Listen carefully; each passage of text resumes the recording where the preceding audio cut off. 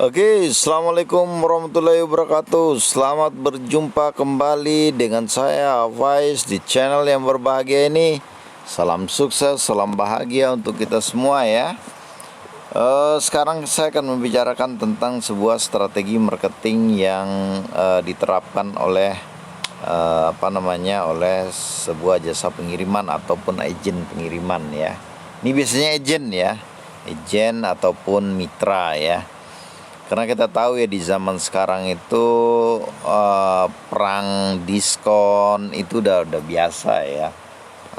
Perang tarif juga udah biasa ya. Bahkan jasa-jasa pengiriman itu berani mengambil diskon, misalnya mereka dapat 20% bagi corporate ataupun bagi pemain besarnya itu yang memang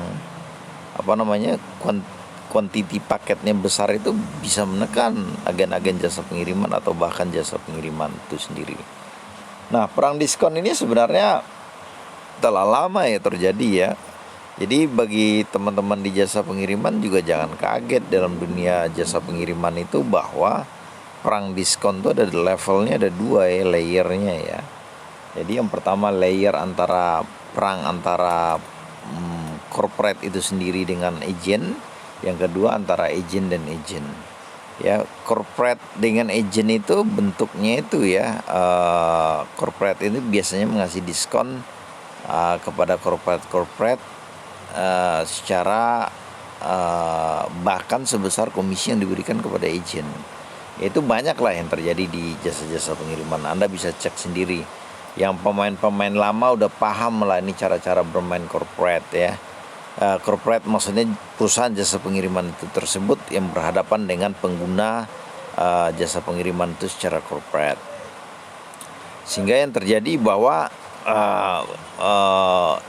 yang dimainkan oleh corporate itu kan biasanya dua ya, yakni secara diskon mereka besar, dan yang kedua mereka juga bermain di sisi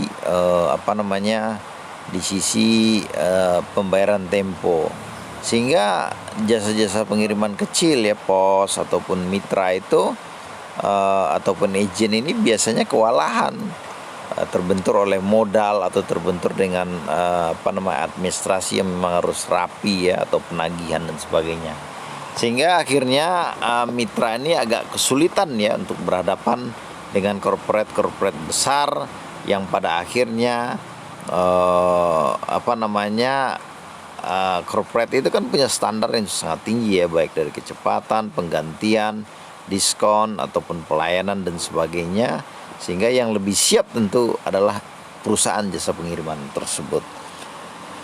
Dan yang kedua adalah diskon yang diberikan itu kepada antar pos dengan pos itu bermain bisa 5% sampai 20%, bahkan perang-perangan yang pada akhirnya gengsi-gengsian dan saling mematikan antara jasa pengiriman. Ini biasa terjadi ya. Dulu di Ninja itu juga pernah terjadi ya, kalau nggak salah saya itu, bahwa akhirnya dibatasin oleh perusahaan jasa pengirimannya itu di atas 10%. Walaupun mereka cuma dapat 20% ya, berarti agen itu cuma dapat 10%, tetapi di undergroundnya itu mereka bermain lagi ya, bisa 5% ke seller-seller yang pada akhirnya itu ya yang kuat lah yang akan menang ya. Nah ini pernah terjadi di salah satu jasa pengiriman, saya sebut saja lah namanya tadi ya.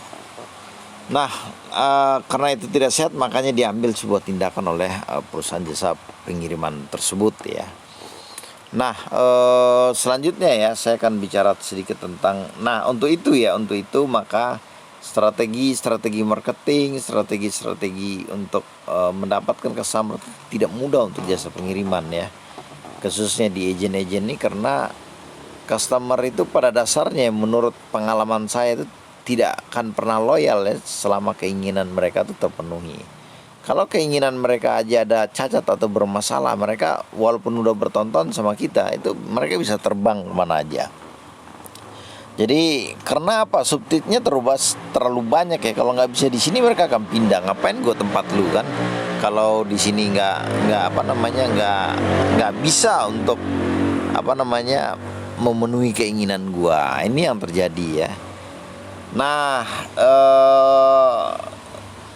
salah satu strategi marketingnya ini yang saya lihat cukup bagus ya, yakni kita tahu ya di marketplace ini sebenarnya adalah tempat jual beli ya, tetapi salah satu agen layan parcel ini saya lihat cukup otaknya jalan. Dia memasukkan jasa pengiriman itu di mana di Tokopedia ya. Akhirnya ditulis di sini jual jasa pengiriman paket Lion Parcel Depok. Nah, ini apakah ini Lion Parcel ini dijual atau tidak ya, kita akan cek ya. Ternyata tidak, sahabat-sahabat sekalian ya, dia tidak menjual, tetapi sebenarnya dia menawarkan